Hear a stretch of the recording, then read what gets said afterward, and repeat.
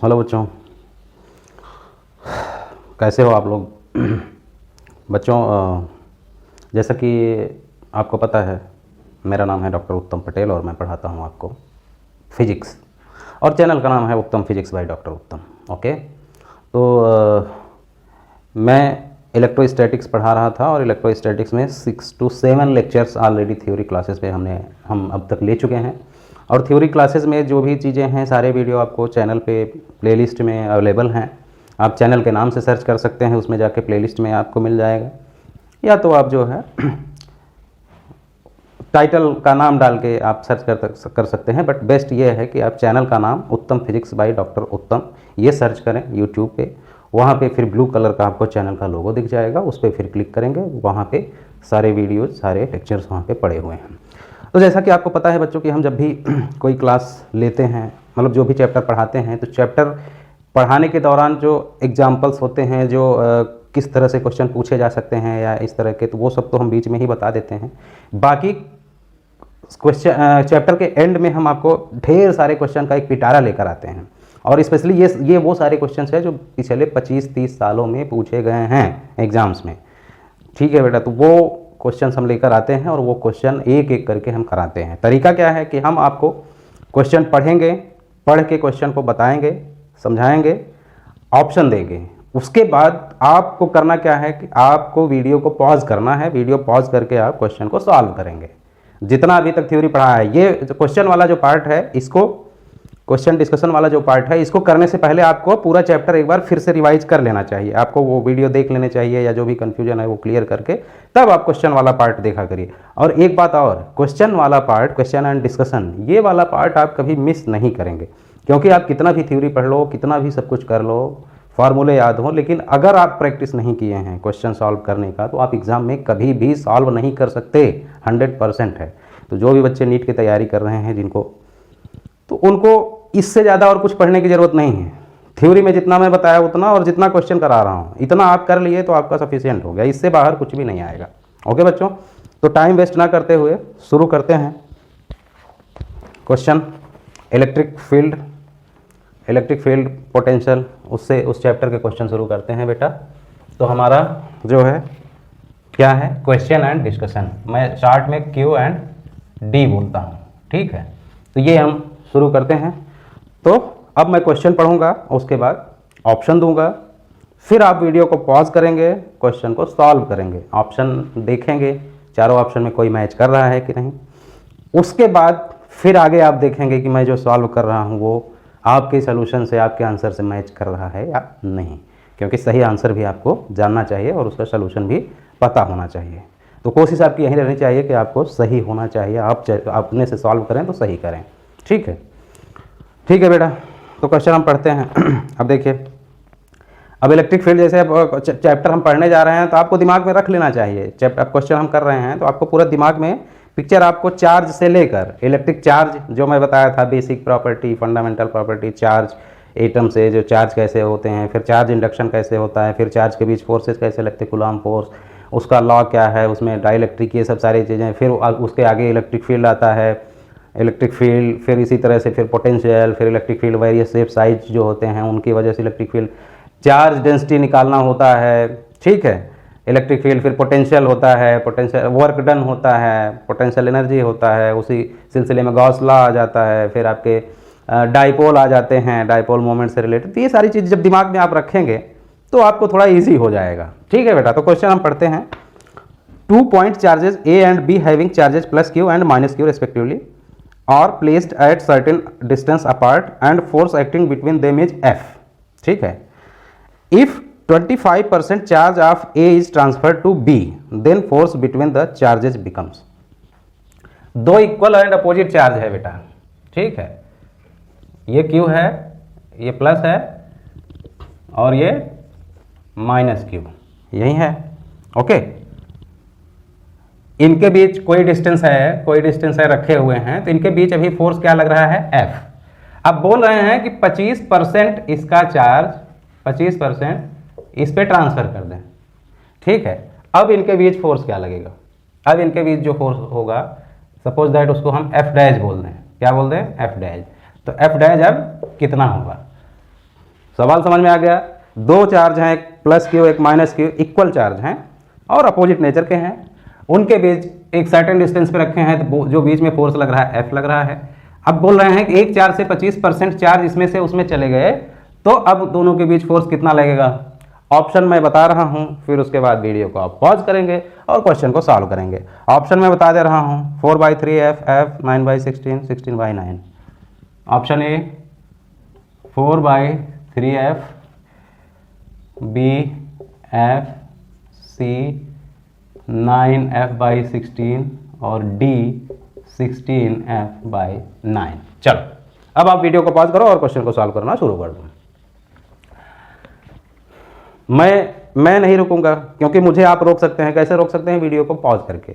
मैं रुकूंगा तो अगर एक एक क्वेश्चन के लिए इतना रुकूंगा, फिर तो ये 50-60 क्वेश्चन करने में कम से कम 10-20 वीडियो लग जाएंगे, तो बहुत टाइम जाएगा। तो मैं रुकूंगा नहीं, लेकिन आपके पास ऑप्शन है, आप मुझे रोक सकते हैं। कैसे? वीडियो को पॉज कर दीजिए, ठीक। तो मैं इसको आगे सॉल्व कर रहा हूँ, बट आप मुझे मत देखिए, मेरा वीडियो पॉज करके पहले आप अपने से करिए, कई तरीके से करिए, पूरा दिमाग लगा दीजिए। जब नहीं समझ में आता, नहीं वो आता है, तब आप फिर सोल्यूशन देखें यहाँ से। ओके, तो क्या होगा बेटा, अब ये प्लस क्यू चार्ज है। प्लस क्यू चार्ज का मतलब क्या है कि यहाँ पे इलेक्ट्रॉन, यहाँ पे पॉजिटिव चार्ज है, यहाँ पे क्या होंगे? पॉजिटिव चार्ज होंगे, ठीक है, पॉजिटिव चार्ज। ओके, मतलब पॉजिटिव चार्ज हैं। अब ये बोल रहे हैं कि यहाँ पे इस पे पॉजिटिव चार्ज हैं, अब कैसे भी करके अब इस पे सब क्या है? निगेटिव चार्ज हैं, जो भी हैं। अब 25% यहाँ से अगर पॉजिटिव इस पे डाल दिया गया, यहाँ से पॉजिटिव ही निकलेगा ना, पॉजिटिव चार्ज। यहाँ बात इलेक्ट्रॉन प्रोटॉन की नहीं है, देखिए बात चार्ज की हो रही। चार्ज मतलब आयन भी हो सकते हैं, तो ऐसा नहीं कि प्रोटॉन तो ट्रांसफरेबल नहीं होता। जैसे आपको पता है कि जो चार्ज में ट्रांसफर कौन होता है? सिर्फ इलेक्ट्रॉन होता है। तो अब ये बोल रहा है कि यहाँ से ऐसा नहीं कि यहाँ से हम इलेक्ट्रॉन निकाल के उस पर डाल रहे हैं, क्योंकि बेटा इलेक्ट्रॉन निकाल के डालेंगे, ठीक है, इलेक्ट्रॉन निकाल के डालेंगे तो इस पर चार्ज बढ़ जाएगा। 25 इलेक्ट्रॉन इसमें से और निकाल लीजिए, मान लीजिए 100 पॉजिटिव था पहले, 25 इलेक्ट्रॉन और, तब तो 125 प्लस और बढ़ जाएंगे। ये नहीं बोला है, ये बोला है जो भी चार्ज हैं, ठीक है, 25% charge of A is transferred. तो हम हमेशा इलेक्ट्रॉन प्रोटॉन नहीं समझेंगे, हम ये मानेंगे कि प्लस चार्ज इस पे रखा हुआ है, इस पे माइनस चार्ज है, इस पे से 25% जो है 25% उस पे चला गया, ठीक है। तो 25% यहाँ से चला गया, तो यहाँ पे कितना चार्ज बचेगा? पहले क्या था? क्यू था, ठीक है। अब 25% निकाल दोगे तो अगला चार्ज क्या हो गया? मान लो अगला चार्ज, अब चार्ज अलग अलग हो जाएगा, Q1 Q2। तो अब इस पे पहले वाले पे चार्ज कितना हो गया? Q1 कितना हो जाएगा? Q माइनस 25% ऑफ Q, 25%, इसका जो 25% था, इसको और क्या लिख सकते हैं? 25/100। 25% मतलब 25/100। Q का 25% जो है इसमें से निकल गया, तो ये बचा। और इस पे कितना आ जाएगा? इस पे 25%, अब प्लस चार्ज आ रहा है यहाँ 25% जो है, ये कौन सा चार्ज ला रहे हो? प्लस वाले चार्ज ला रहे हो, और इस पे माइनस हैं, तो 100 माइनस है, उसमें 25 प्लस डाल दोगे तो 25 प्लस 25 माइनस को भी न्यूट्रलाइज कर देगा। तो 25 प्लस जो है इसके 25 माइनस को न्यूट्रलाइज कर देगा, तो इस पे जो चार्ज होगा क्या हो जाएगा? मतलब एक तरह से इसके जो 100 थे उसको भी 25 खा गया, क्योंकि अपोजिट, ये प्लस है माइनस है, प्लस माइनस मतलब एक आग एक पानी, ठीक है। तो वो पानी अगर आग को मिलाओगे तो आग को भी तो खत्म कर देगा ना वो, आग में पानी। तो ये है कि प्लस वाले अगर इस माइनस से मिल जाएंगे तो 25% जो आ रहा है, कितना आ रहा है? Q बाई, ये जो इसमें था इसका जो है वो Q है, माइनस है। अब उसमें से 25% जो यहाँ से दे रहे थे वो 25% उसमें से कम कर दिया, मतलब 25Q/100, यही तो यहाँ पे कुल चार्ज कितना हो गया? इसमें अगर देखें तो Q माइनस Q/4, तो क्या हो गया? 3, 4 से इसमें मिलते, 4 में से 1 गया, 3Q/4, ये इस पे हुआ। और इस पे कितना हुआ? Q माइनस Q/4, ठीक है। तो ये कितना हो गया? ये भी हो गया 3Q/4। यहाँ से तो चार्ज कम हो ही रहे हैं, अगर इस पे निगेटिव चार्ज डालते तो 25% और बढ़ जाता, क्योंकि पहले से निगेटिव है और निगेटिव वाले आके वहाँ जुड़ जाएंगे। लेकिन यहाँ पे भी माइनस ही हुआ क्योंकि ये प्लस वाले चार्ज, तो फाइनली Q1 Q2 जो है चार्ज देने के बाद ये हो गया। अब पहले आप फोर्स अगर लिखते, पहले फोर्स लिखते तो क्या लिखते, F is equal to K अपना डाइलेक्ट्रिक कांस्टेंट हो गया, फिर ये Q इंटू ये Q into Q divided by R square, जो डिस्टेंस है दोनों के बीच, मान लो R डिस्टेंस है। तो यहाँ से हम अगर देखें तो क्या हुआ, Q square is equal to क्या आया, F R square by K, ये आ गया यहाँ से। अब दूसरी बार फोर्स जो लगेगा जब ये चार्ज हो गया, ये हो गया और ये हो गया, मतलब Q1 और Q2। तो अब फोर्स कोई पूछेगा तो अब मान लो F डैश अगर फोर्स लगता तो डाइलेक्ट्रिक कांस्टेंट तो वही है, चार्ज Q1 Q2, R भी वही है, R डिस्टेंस। अब Q1 Q2 की जगह पे ये लिखना है तो लिख दो, क्या लिखोगे, K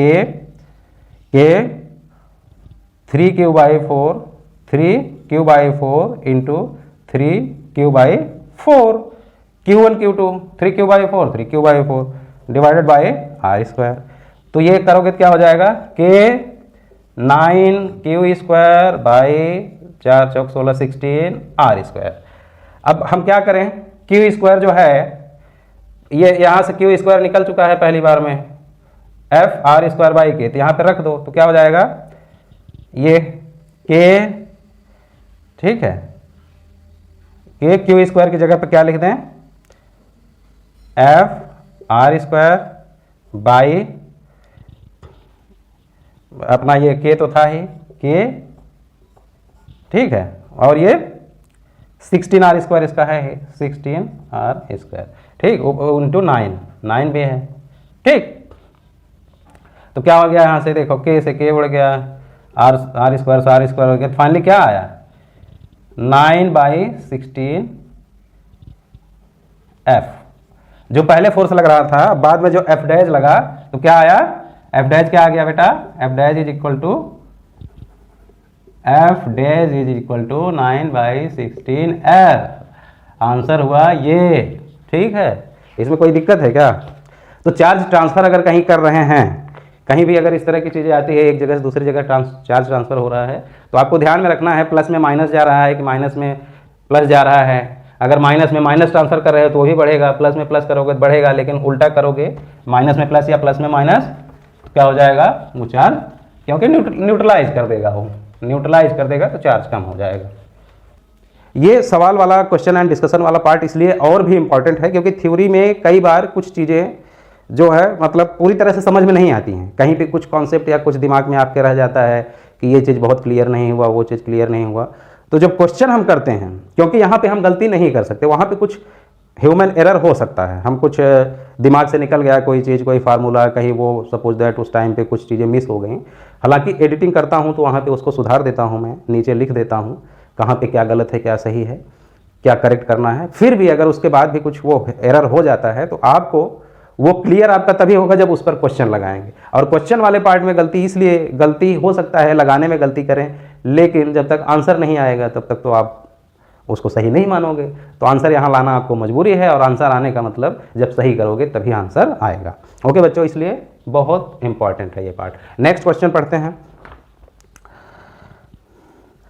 suppose the charge of a proton and electron differ slightly. One of them is minus E and other is E plus delta E. If the net electrostatic force and gravitational force between two hydrogen atoms placed at a distance d, d जो है much greater than the atomic size, apart is 0, मतलब जब d distance पे रखे हुए हैं तो बता रहे हैं कि the net electrostatic force and gravitational force between hydrogen, ये सब जो है क्या है, 0 है। Okay, distance is 0, then delta E is of the order of, ठीक है, हाइड्रोजन का मास दिए हैं, अब बता रहे हैं कि इलेक्ट्रॉन प्रोटॉन में थोड़ा सा डिफरेंस है हाइड्रोजन के चार्ज मास में, और उसके बाद अब दो हाइड्रोजन के एटम डी डिस्टेंस पे रखे हुए हैं। अब उनके बीच जो है ग्रेविटेशनल फोर्स और इलेक्ट्रोस्टैटिक फोर्स, ये दोनों लग रहा है, और दोनों की वजह से जो है क्या है कि नेट फोर्स 0 है। तो हमें बताना है कि उस पर डेल्टा ई जो चार्ज है वो कितना है। हाइड्रोजन का मास दिया हुआ है, ये एनसीईआरटी वाला नीट 2017 के क्वेश्चन है, जो पहला बताया वो 2019 का क्वेश्चन है, ठीक है। अब देखिए यहाँ पे क्या करोगे, हाइड्रोजन एटम है, ठीक है, सवाल मैं अभी आपको समझा रहा हूँ। बता रहे हैं कि हाइड्रोजन पे जो प्रोटॉन पे चार्ज है, हाइड्रोजन के प्रोटॉन और इलेक्ट्रॉन, हमें पता है एक इलेक्ट्रॉन एक प्रोटॉन होता है, बट बोल रहे हैं कि उनके चार्ज अलग अलग हैं।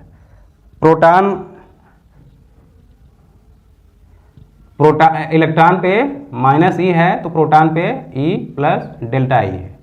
ठीक है, ये है प्रोटॉन का और ये इलेक्ट्रॉन का चार्ज। ठीक, इतना चार्ज है। अब बता रहे हैं कि इनको d डिस्टेंस पे रख दिए, 2 हाइड्रोजन एटम हैं।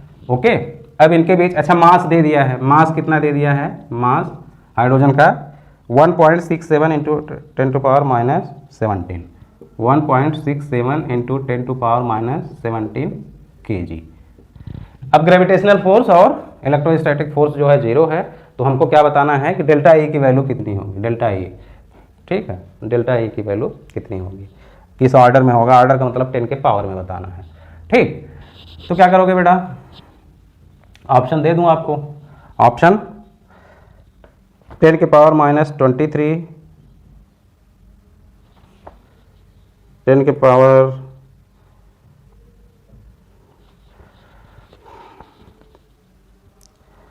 23 माइनस 37 -20 -27, 10 के पावर -23, B 10 के पावर -37, C 10 के पावर माइनस इतना छोटा छोटा है ना कि 47, और D 10 के पावर -20। चलो, अब आपको एक बात बता दें, अभी ग्रेविटेशनल आपको पढ़ाया नहीं है मैंने, तो ग्रेविटेशनल में हम जब आएंगे वहाँ पे, तो वहाँ होता क्या है कि अगर 2 मास हैं m1 m2 r डिस्टेंस पे रखे हैं या d डिस्टेंस पे रखे हैं, ठीक है, r डिस्टेंस पे रखे हैं, तो जैसे इलेक्ट्रोस्टैटिक फोर्स लगता है इसी तरह ग्रेविटेशनल फोर्स Fg भी लगता है। वो क्या होता है, एक बड़ा सा कांस्टेंट होता है g, उसके बाद m1 m2 by r square. ठीक है, ये होता है, इस तरह का फोर्स लगता है। तो ये जो है यूनिवर्सल ग्रेविटेशनल कांस्टेंट होता है G, कैपिटल G। ठीक, अब क्या करोगे यहाँ पे, मैं रुकूंगा नहीं, मैं आगे चलूंगा। तो बता रहे हैं, अच्छा ये ग्रेविटेशनल फोर्स हमेशा क्या होते हैं, अट्रैक्टिव। 2 मास रखे हैं तो वो क्या एक दूसरे को रिपेल करेंगे, ग्रेविटेशनल फोर्स लगेगा? नहीं, ये हमेशा अट्रैक्टिव होंगे, ये खाली एक दूसरे को आकर्षित करेंगे। तो यहाँ पे ग्रेविटेशनल फोर्स जो दोनों में लग रहा होगा, मान लो Fg है। अब ये है कि चार्ज क्या है, देखो इलेक्ट्रॉन पे चार्ज ये है, प्रोटॉन पे ये है E प्लस डेल्टा E। तो एक हाइड्रोजन पे जो है एक्स्ट्रा चार्ज क्या हुआ, अगर नंबर जितने माइनस चार्ज है उतने प्लस चार्ज होते तो कोई चार्ज इस पे रहता नहीं रहता, क्योंकि वो न्यूट्रलाइज रहता। तो ये है कि यहाँ पे E प्लस डेल्टा E है अंदर प्रोटॉन, और ये माइनस E, एक माइनस E तो इसको न्यूट्रलाइज कर दिया, लेकिन डेल्टा E वाला चार्ज बचेगा, डेल्टा E वाला बचेगा। तो दोनों पे डेल्टा E मतलब प्लस चार्ज है, प्लस चार्ज है। तो प्लस चार्ज है तो इलेक्ट्रोस्टैटिक जो फोर्स लगेगा वो क्या लगेगा, रिपल्सन का लगेगा। जो इलेक्ट्रिक वाला फोर्स लगेगा Fe, मान लो Fe जो लगेगा तो क्या करेगा, वो रिपल्सन करेगा। तो ये अट्रैक्ट कर रहा है और रिपेल कर रहा है, तो यही हमको बताना है। और दोनों क्या है, बराबर है। बोल रहा है कि Fe plus Fg is equal to 0, तो वही लिख देना है। तो Fg ये हो गया और Fe लिखना, m1 m2 यहाँ दोनों हाइड्रोजन ही है, तो m1 m2 को क्या लिख दें, m इंटू m स्क्वायर हो जाए। और इसी तरह इलेक्ट्रिक फोर्स लिखोगे तो क्या हो जाएगा, k इंटू Q1 Q2 मतलब डेल्टा E गुड़े डेल्टा E, यही तो करोगे। तो r स्क्वायर मतलब d स्क्वायर इसमें भी लिख दें। अब ये दोनों बराबर हैं, दोनों का नेट फोर्स 0 है। ठीक है, इसमें एक अट्रैक्टिव है एक, अब जैसे ये देखोगे तो एक प्लस है एक माइनस है, एक फोर्स अट्रैक्ट कर रहा है एक माइनस, यानी इसमें एक प्लस होगा एक माइनस, यानी कि Fe बराबर जो होगा एक माइनस Fg के होगा। तो माइनस साइन हम नहीं लिखेंगे यहाँ पे, माइनस साइन का मतलब ही है कि वो अगर एक रिपल्सन है तो एक अट्रैक्शन होगा। तो यानी Fe बराबर Fg होना चाहिए। ठीक है बेटा, तो ठीक है, अब ये दोनों बराबर हो जाएंगे तो क्या लिखोगे, G m square by D square बराबर k delta E square by D square. अब यार डी स्क्वायर कटेगा, तो यहाँ से डेल्टा E स्क्वायर कोई पूछेगा तो क्या करोगे, G एम स्क्वायर तो है ही, नीचे के आ जाएगा। ठीक है, ये डेल्टा ई स्क्वायर है। ठीक, तो यार जी की वैल्यू और के की वैल्यू ये दोनों आपको रखना पड़ेगा। अब एग्जैक्टली इस समय मुझे याद नहीं है जी की वैल्यू। ठीक है, और के की वैल्यू जो होता है 9 × 10⁹ होता है। ठीक है, तो वो रखोगे। एम का दिया है, एम जो है दिया है, ये रखोगे 10⁻16 17। तो उसके बाद जो है उसको ऑर्डर ऑफ मैग्नीट्यूड में मैथमेटिक्स वाला जब पार्ट बता रहा था उधर ही बता दिया था। ऑर्डर ऑफ मैग्नीट्यूड किसी को लिखना है अगर 10 × 10⁻, क्या है 10 के पावर में बताना होता है ऑर्डर ऑफ मैग्नीट्यूड। ठीक है, तो उसमें क्या है कि जैसे कहीं 5 लिखा है, 6 मान लीजिए 9 × 10⁻6, तो 9 को भी हम 9 है तो 10 के लगभग करीब है तो इसको 10 मान लेते हैं, तो इसको क्या लिख देते हैं 10⁻7 लिख देंगे। अगर कहीं 3 × 10⁻5 है तो 3 तो 5 से छोटा है तो उसको वैसे ही, तो 10⁻5। तो 10 के जो पावर में होता है, 10 के जो घात में होता है वहीं ऑर्डर ऑफ मैग्नीट्यूड होता है। इसमें से ये वैल्यू रखोगे तो एक वैल्यू आ जाएगा। ठीक है बेटा, ये आपको वैल्यू रखोगे जी और के का तो आ जाएगा। नेक्स्ट क्वेश्चन देखते हैं। 2 identical charge sphere suspended from a common point by 2 massless string of length L और initially at A distance D। ठीक है, D बहुत बड़ा है L से comparatively, because of their mutual repulsion. दो रस्सी से 2 चार्ज गोले बंधे हैं, लटके हुए हैं, तो गोले आपस में एक दूसरे को रिपेल करेंगे।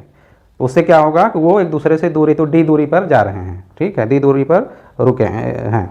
The charge begin to leak from both the sphere at a constant rate. अब दोनों पे जो चार्ज हैं वो एक कांस्टेंट रेट से लीक कर रहे हैं, मतलब वहाँ से लीक करके ख़त्म हो रहे हैं, गायब हो रहे हैं। एज ए रिजल्ट, अब चार्ज जब कम होता जाएगा तो उनके बीच का फोर्स क्या होगा, Q1 Q2 K Q1 Q2 R²। तो Q1 Q2 अगर कम होगा तो उनके बीच का फोर्स भी कम होगा, तो उनके बीच का डिस्टेंस भी कम होने लगेगा। ठीक है, तो कह रहे हैं कि then approach each other with a velocity v। बता रहे हैं कि वेलोसिटी v से एक दूसरे की तरफ वो आएगा, तो बता रहे हैं कि v varies as a function of the distance x between the sphere. अब बता रहे हैं कि किस वेलोसिटी से वो एक दूसरे को अप्रोच करेंगे। अगर चार्ज उस पे से एक रेट से लीक करने लगा तो दोनों के बीच जो किस वेलोसिटी से अप्रोच करेंगे। देखो क्वेश्चन क्या है, एक ये है, इस पे कुछ चार्ज रखा हुआ है, मान लो Q है, एक ये है। ठीक है, दोनों d डिस्टेंस या डिस्टेंस हम इसको x मान लें, इस तरह से हैं। ठीक है बेटा, चार्ज दोनों पे सेम ही है, अलग अलग नहीं है, और रस्सी की लंबाई L है। अब क्या है कि ये यहाँ से कुछ चार्ज एक कांस्टेंट रेट से दोनों से चार्ज घट रहे हैं। ठीक है, मतलब चार्ज एक निकल रहे हैं, तो उसके बाद ये एक दूसरे की तरफ जाएंगे। चार्ज कम होगा तो फोर्स भी तो कम होगा ना, एक दूसरे की तरफ जाएंगे तो एक वेलोसिटी होगी, तो ये वेलोसिटी जो है x के साथ कैसे वैरी करेगा। ठीक है, ये हमको बताना है, वेलोसिटी x के साथ कैसे वैरी करना है ये हमको बताना है। x के मतलब कैसे प्रोपोर्शनल में होगा, पावर में कि किस में, ये डिस्टेंस कितना कम होता जाएगा तो वेलोसिटी का क्या हो रहेगा। ठीक है, तो बेसिकली इस तरह के जब क्वेश्चन रहते हैं बेटा, रस्सी वाली बात आ जाती है तो हमको पता है क्या पता है, ये रस्सी है, तो रस्सी है बेटा, तो इनके बीच पहले ये हैं, तो इनके बीच फोर्स जो इलेक्ट्रिक फोर्स लग रहा होगा, रिपल्सन वाला लग रहा होगा, तभी तो दूर दूर पड़े हैं। ठीक है, इलेक्ट्रिक फोर्स लिख दे रहे हैं। अच्छा, ये रस्सी है तो रस्सी से लटका है, तो रस्सी में एक टेंशन फोर्स होगा। अब मैकेनिक्स में मैं न्यूटन्स लॉ वो सब पढ़ा चुका हूँ, जिनको भूल गया है तो वो लेक्चर्स आपको देखने पड़ेंगे। तो टेंशन है, अगर ये यहाँ पे रुका हुआ है तो टेंशन, अगर सपोज दैट ये एंगल ये थीटा है, थीटा। ठीक है, थीटा है तो ये टेंशन इधर लग रहा है, तो इसके अगर 2 परपेंडिकुलर कंपोनेंट लें, ठीक, तो एक परपेंडिकुलर इधर आएगा और एक इधर आएगा। ये एंगल यहाँ से हम करें ये, ठीक, तो ये टेंशन है, ये T है, ये तो एक कंपोनेंट ये लगेगा और एक कंपोनेंट ये, तो ये क्या लगेगा बेटा, ये थीटा है, तो जो एंगल के उस पार होता है वो T साइन थीटा होता है। तो हम क्या कर लें, इसको थीटा ना मान के, क्योंकि यहाँ से हम ये मतलब बीच वाला वो है, तो हम इसको थीटा मान लें। ठीक है, इसको भी थीटा मान के कर सकते हैं, उसको भी कर सकते हैं, उसमें कोई दिक्कत नहीं है। ठीक है, ठीक। तो ये थीटा है अगर, तो ये टेंशन है, तो इधर वाला क्या होगा, टी कॉस थीटा। ठीक है, और इधर वाला क्या होगा, टी साइन थीटा। ठीक है बेटा, ये एंगल थीटा है तो ये भी थीटा रहेगा। अब इसी तरह इस पर भी कंपोनेंट होगा, ये और ये वाला। तो ये अगर थीटा है, ये टी है, तो टी कॉस थीटा और इधर टी साइन थीटा। तो इन दोनों की तरफ जो फोर्स लग रहा है, अच्छा, और इसका जो वेट होगा mg, वो नीचे की तरफ लगेगा। mg किधर की तरफ लगेगा, नीचे की तरफ। अच्छा, ये बताने से पहले मुझे आपको ऑप्शन बता देना चाहिए था। ऑप्शन मैं बता दे रहा हूँ। v is proportional to x की power -1/2, v is proportional x की पावर -1/2, फिर -1, 1/2 एंड x, -1, 1/2 और d, b is proportional to x। ठीक, ये ऑप्शन है, आप लगाना शुरू। इसमें थोड़ा सा अब क्या होगा, तो यहाँ पे ये क्योंकि रुके हुए हैं, इक्विलिब्रियम में है, मतलब बैलेंस है, तो जितने फोर्स हैं वो सब बैलेंस कर रहे होंगे। तो जैसे ये देखो, ये T cos theta is equal to mg। ठीक, तो यहाँ से अगर हम देखें तो क्या हो गया बेटा, t इज इक्वल टू क्या हो गया, mg बटे कॉस थीटा। यहाँ से एक t हो गया, और ये साइन थीटा जो लग रहा है, साइन थीटा वाला जो फोर्स लग रहा है, तो यही फोर्स, साइन थीटा वाला जो कंपोनेंट है वही तो इलेक्ट्रिक फोर्स जो लग रहा है। तो पहले अगर चार्ज दोनों का q है, तो इलेक्ट्रिक फोर्स क्या लगेगा, F जो है क्या लगेगा, k q into Q by x square, x distance पे है। ठीक है, और ये किसके बराबर होना चाहिए, t साइन थीटा, यही तो ये क्या हो गया, यानी कि t साइन थीटा बराबर t sine theta is equal to क्या हो गया, k q square by x square. अब यहाँ से यार t की जगह पे हम ये लिख दें, t की जगह पे क्या लिख दें, ये लिख दें, तो लिख दो यहाँ पे। तो t की जगह पे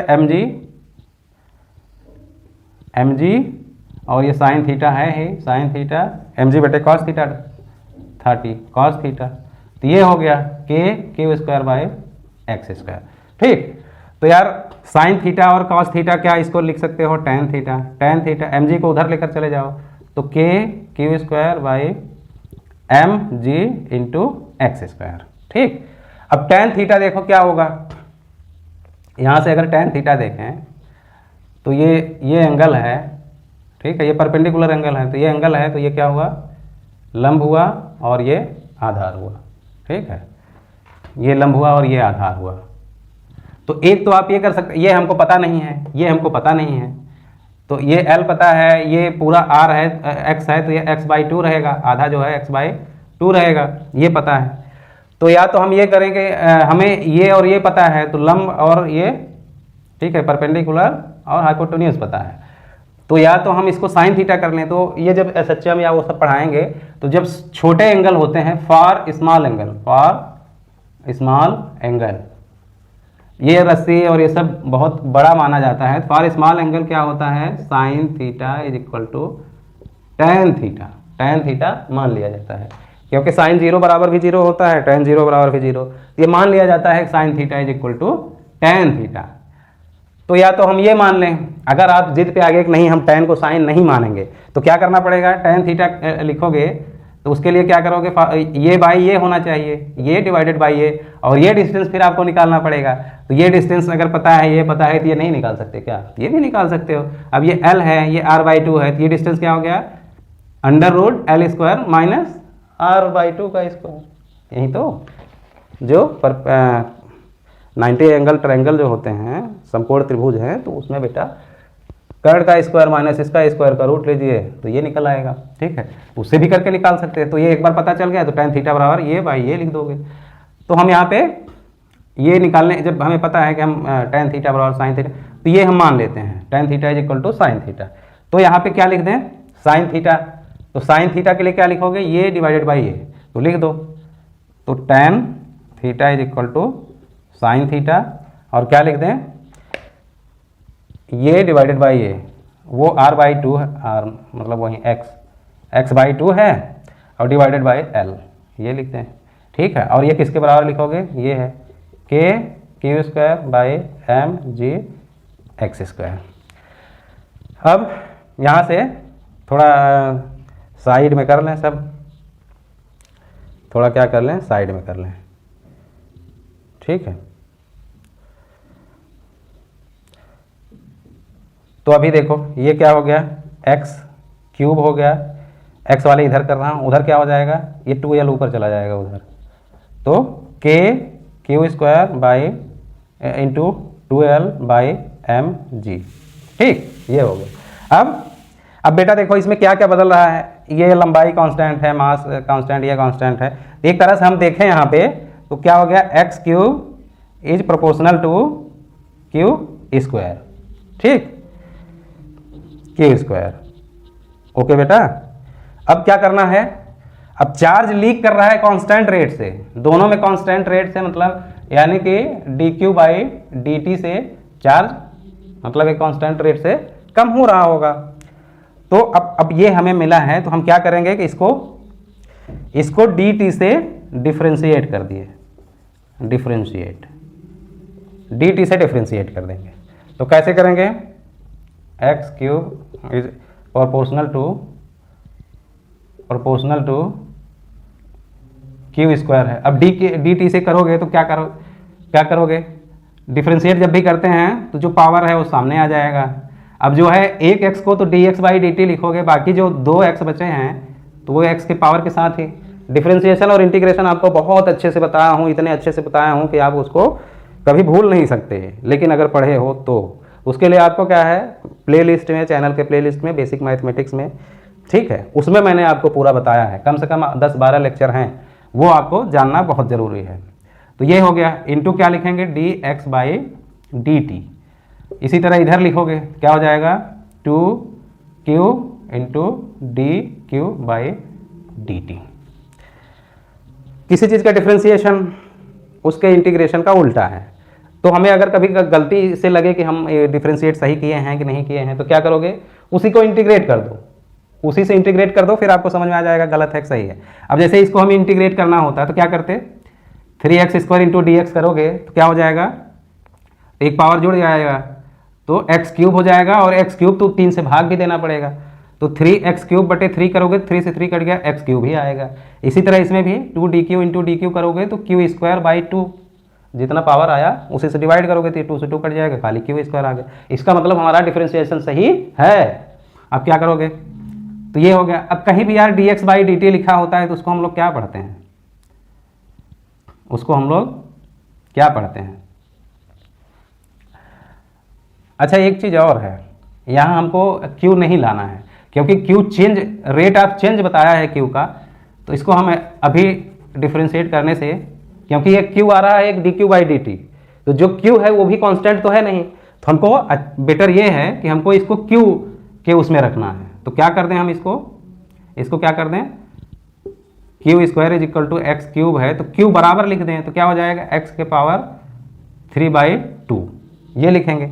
अब इसको डिफरेंशिएट करो dt से, तो क्या हो जाएगा, इधर क्या लिखोगे, dq/dt, और इधर क्या लिखोगे, 3/2x, तो x में से एक पावर कम करोगे, 3/2x है उसमें से -1 करोगे तो इंटू क्या हो जाएगा, x के पावर 3/2 -1। ठीक है, अरे सॉरी, तो इसमें जो पावर था उसमें से माइनस कर दिए तो कितना हो जाएगा, 3/2 -1 करोगे तो 1/2, यहाँ आ गया 1/2 इंटू dx/dt। इंटीग्रेट करोगे तो फिर यहीं आ जाएगा, इसको करोगे तो क्या हो जाएगा, x पावर 1/2 इंटू dx करोगे तो 1/2 + 1 कितना हो गया, 3/2 हो गया, और डिवाइड फिर 3/2 करोगे तो 3/2 से कट जाएगा तो यहीं आएगा। ठीक। तो ये रेट ऑफ चेंज, ये रेट ऑफ चेंज बता रहा है कि कांस्टेंट रेट ऑफ चेंज से, कांस्टेंट रेट ऑफ चेंज से वो लीक कर रहा है। ये हो गया। और इधर क्या आया 3/2 x के power 1/2 into D x by D T को क्या लिखोगे v, ये तो वेलोसिटी ही हुआ ना।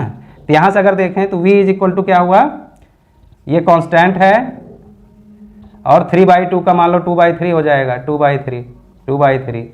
तो ये पूरा ये भी तो कांस्टेंट है, कोई बदलने वाला है नहीं, इंटू x का क्या हुआ 1/, नीचे आ जाएगा x के पावर 1/2। ठीक, ये v के इन्वर्सली प्रोपोर्शनल हुआ। और अगर डायरेक्टली प्रोपोर्शनल करना है तो x को ऊपर लाना पड़ेगा, और किसी भी चीज़ को नीचे से ऊपर लाओगे तो पावर का क्या हो जाता है, माइनस हो जाता है। पावर का क्या हो जाता है बेटा, माइनस हो जाता है। पावर अगर नीचे प्लस में है तो ऊपर क्या हो जाएगा, माइनस में हो जाएगा। तो आंसर क्या हुआ, ये हुआ। जो 2017 में 17-16 में उधर नीट के जो है बहुत कठिन क्वेश्चन आते थे। तो ये सब क्वेश्चन कठिन वाले क्वेश्चन है बेटा, मतलब कठिन नहीं है, थोड़ा सा मैथमेटिक्स वाला पार्ट है, डिफरेंशिएशन इंटीग्रेशन वाला पार्ट है। तो इसलिए जो है आपको शायद एग्ज़ाम में आ जाएगा, ये नीट के एग्ज़ाम में आ जाएगा इस तरह का क्वेश्चन, तो शायद आप नहीं कर पाओगे। मतलब एक्सेप्शनल वही है कि जैसे जो टॉपर्स हैं वो हैं, कुछ इक्का दुक्का जो 10-20 लाख में होते हैं उस तरह के, तो वो बच्चे कर लेते हैं। अदरवाइज इसमें थोड़ा टाइम लगता है। ठीक है, और चूंकि मैं आपको समझा के बता रहा हूँ तो थोड़ा टाइम लेना पड़ता है, लेकिन आपको अगर समझ में आ रहा है, पहले से पता है, तो आप टाइम नहीं लेंगे, बिना टाइम लिए आपको ये लगाना रहेगा। ठीक है बेटा, तो समझ में आ गया। ओके, एक क्वेश्चन फटाक से और ले लेते हैं। 2 pith balls carrying equal charges are suspended from a common point by a string of equal length. The equilibrium separation between them is r. Now the strings are rigidly clamped at half of the height. The equilibrium separation between the balls now become. अब उनके बीच का equilibrium separation मतलब distance कितना हो जाएगा। सवाल पहले समझ लीजिए, फिर आपको आप लगाइए। बता रहे हैं कि एक रस्सी है, उसी की तरह है, 2 चार्ज यहाँ पे रखे हैं। तो ये पहले क्या है, r डिस्टेंस पे हैं, चार्ज इक्वल है, जो भी है इक्वल चार्ज है। रस्सी की लंबाई जाहिर सी बात है l होगी, सेम लंबाई है। तो ये जो भी ऊंचाई है, ये ऊंचाई जो भी है, इसको उन्होंने बोला है कि y है। ऐसे रखे हैं तो ये r डिस्टेंस पे हैं। ठीक है, अब बता रहा है कि जो ऊंचाई है उस पर बीच में आके इसको क्लैंप कर दिए। क्लैंप कर दिए तो मतलब क्या होगा, इधर कहीं आएगा। ठीक है, इधर कहीं क्लैंप कर दिए, तो अब ये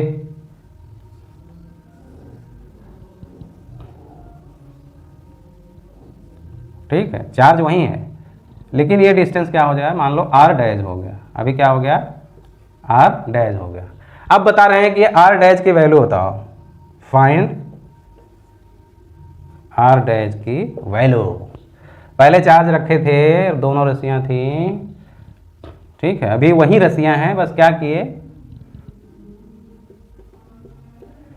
तो जो ये अब ये y/2 कर दिए, ये आधे लंबाई पे पूरी लंबा। अब ठीक है, पहले ऑप्शन आप देख लो, 3r/√3 2r/3 a, 3r/√3 b, 2r/√3 b, 2r/3 c, 1/√2 का स्क्वायर, 1/√2 का होल स्क्वायर, और d r/√2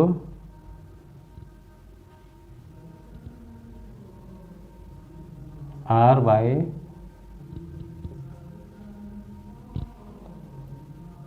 अंडर रूट, मतलब एक तरह से क्यूब रूट लेना है, r 2 है खाली, क्यूब रूट लेना है, मतलब खाली ये रहता है, रूट रहता है जिसका मतलब स्क्वायर होता है, उसमें अगर नंबर लिखते जाएंगे वो स्क्वायर रूट है, और उसके आगे लिखोगे 3 तो मतलब क्यूब रूट, 3 बार वाला फैक्टर लेना है, 4 लिखो 5 जो भी लिखना है। तो समझ गए। अब यहाँ पे आप गलती क्या करोगे, आप गलती ये करोगे कि ये टोटल लंबाई जो है l है, आप सोचोगे कि ये भी l/2 है, ये भी l/2, ये क्लैंप जो किया है। तो मैं आपको बता दूं कि ये जो क्लैंप किया है वो हाइट के हिसाब से किया है, समझ गए बेटा। तो ये हाइट जो है टोटल उसके हाइट के बीच में क्लैंप किया है, तो ये L/2 है और L/2 नहीं होगा, ये इसलिए मैं आपको पहले से बता के रखता हूँ ताकि आप क्वेश्चन को करने में गलती नहीं करें। अब क्या करोगे यार, ऐसे लटके हुए हैं दोनों चार्ज, आपस में बराबर चार्ज हैं तो एक दूसरे को रिपेल करेंगे, दूर दूर रुके हुए हैं। अब इनको जब ये रस्सी को दोनों सटाते हुए क्लाइंब लाओगे तो चार्ज पास में आएंगे, सटाते हुए लाओगे रस्सी को ऊपर से क्लाइंब करते हुए, तो पास में आएंगे तो उनके बीच का फोर्स और तेज लगेगा, तो क्या होगा और दूर जाएगा। ठीक है, इसका मतलब एक चीज़ तो क्लियर है कि ये जो R डैश होगा ये R से बड़ा होगा, क्योंकि जितने पास लाओगे उतना फोर्स इसमें ज़्यादा लगेगा। ठीक, वही निकालना है। तो अब क्या करोगे, वीडियो को पॉज करो और लगाना शुरू कर दो, लगा के फिर आंसर देख लो, आंसर जो आ गया वही आपका आंसर हो गया। मैं तो रुकूंगा नहीं, मैं शुरू कर दूंगा। तो पहले अगर R डिस्टेंस पर रहा होगा, ठीक है, तो कोई एंगल भी ये रहा होगा थीटा, ये θ1 रहा होगा, ये θ2 हो जाएगा, क्योंकि एंगल भी तो ये बढ़ जाएगा, ये ऐसे फैल गया, ये ऐसे है। ठीक है बेटा, तो इस तरह की रस्सी उस्सी वाली बात आती है, तो वहाँ पे क्या है कि हमको देखना पड़ेगा। तो पहले इसमें टेंशन होता, ये एंगल पता है, तो इसको बैलेंस अगर करना होगा तो टेंशन के दो कंपोनेंट होंगे, एक इधर की तरह, ठीक है, ये उसको रिपेल करेगा और ये इसको रिपेल करेगा। तो ये क्या हो जाएगा, ये थीटा है तो ये t cos थीटा होगा। ठीक है, ये एंगल लें तो ये t cos थीटा या t sin थीटा। अब ये एंगल लिए हैं तो ये t cos थीटा लिख लो इसको। ठीक है, इसको क्या लिख लो t। अगर यहाँ से एंगल लोगे, ये एंगल लोगे, तो इसमें भी ये एंगल लेना पड़ेगा, ये एंगल। ठीक है, तो ये एंगल जो होगा ये एंगल अलग होगा, तो चाहे इससे करिए चाहे उससे करिए, यहीं से हम ले लेते हैं, यहाँ से ले लेते हैं, अच्छा लगेगा, क्योंकि t cos थीटा जो है θ1 θ2, ठीक, यही ले लेते हैं। तो इसमें अब ये है कि फिर ये आपको निकालना पड़ेगा, ये वाला पार्ट। ठीक, तो हम इसको नहीं लेते हैं, हम यहीं ले लेते हैं, यहीं, कोई दिक्कत नहीं, ऐसे करो चाहे वैसे करो। तो यहाँ पे क्या है, अगर ये ले रहे हो θ1 तो ये क्या हो जाएगा t sin थीटा। ठीक, तब भी ये हमको निकालना ही पड़ेगा, ये वाला वो निकालना ही पड़ेगा, क्योंकि ये आ ही रहा है दोनों में। चलो, ये t sin थीटा हो गया, ये क्या हो गया t cos थीटा। ठीक, इधर जो फोर्स लग रहा है, और t sin थीटा बैलेंस किसको करेगा, mg को। एक तरह से हम क्या लिख देंगे, t sin theta is equal to mg। ठीक, और इधर जो लग रहा है t cos थीटा, ये दोनों के बीच जो इलेक्ट्रिक फोर्स लग रहा होगा k q1 q2 q square by r square. ठीक है, अब यार इसमें इससे डिवाइड कर दो तो क्या हो जाएगा, t cos theta is equal to k q by r square, divide कर दिए q स्क्वायर, सॉरी। ठीक, तो इसको क्या लिख दोगे, tan theta is equal to mg, r ऊपर चला जाएगा, r square divided by k q square. ठीक, ये हो गया। अब ये θ1 था, θ1 इस वाले में। अब इसी तरह ये जब सेपरेशन ऐसे हो गया तो उसमें भी tan θ2 बराबर भी फोर्स क्या हो जाता, k q सारी चीज़ वही है, खाली क्या बदल जाएगा, mg, r की जगह r डैश स्क्वायर हो जाएगा। ठीक, और नीचे k q स्क्वायर तो है ही, q स्क्वायर, ये tan θ2 हो गया। ठीक है, tan θ2 हो गया।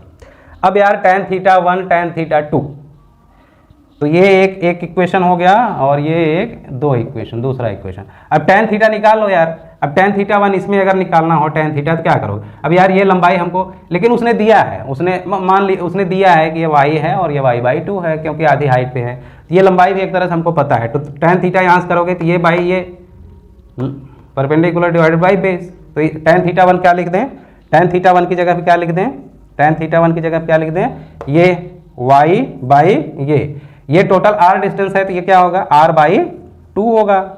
ठीक है बेटा, और tan θ2 अगर देखोगे, tan θ2 अगर देखें तो क्या हो जाएगा, ये बाई ये, तो ये हो गया y/2 और डिवाइडेड बाई r/2।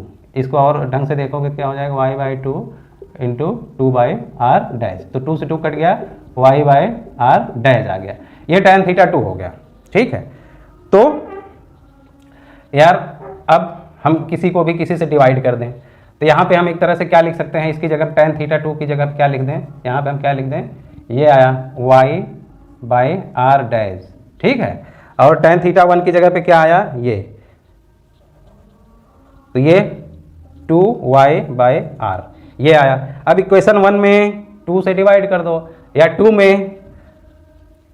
में इक्वेशन 2 को डिवाइड बाय 1, ठीक है, 1 से कर दो, तो ये 2 है, इसमें इससे डिवाइड करना है, तो 2 वाला जिसको डिवाइड करना है पहले वो लिख दोगे y/,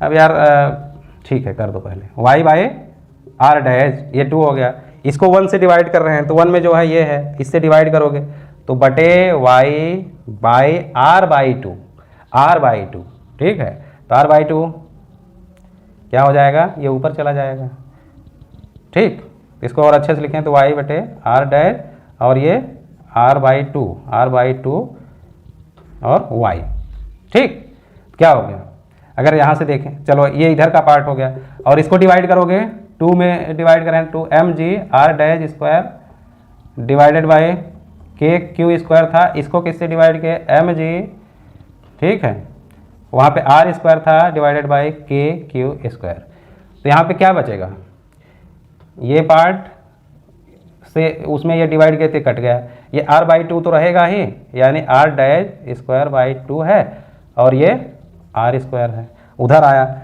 इधर ये किए थे तो y से y कट गया, क्या आया, r/r' और 2, ठीक, तो देखो यहाँ भी 2 है, यहाँ भी तो नीचे ही है दोनों, तो वो भी कट जाएगा, तो r' एक ऊपर है, यहाँ r' नीचे, यहाँ r² है यहाँ, तो क्या कर लोगे, r' को एक साथ कर लो, तो r' का क्यूब इज इक्वल टू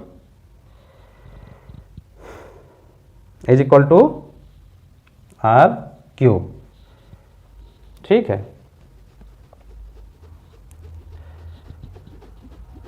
2 दोनों में आ रहा है कि नहीं,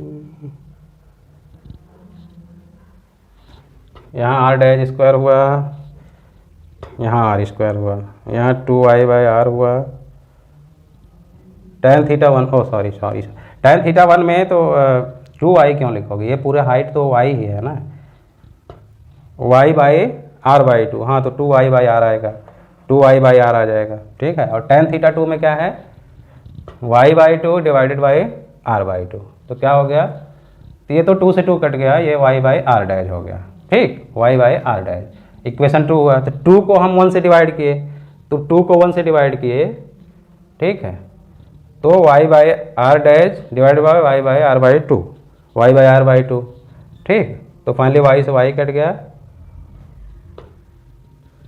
और r/2 ऊपर चला जाएगा, ठीक है, तो ये आ गया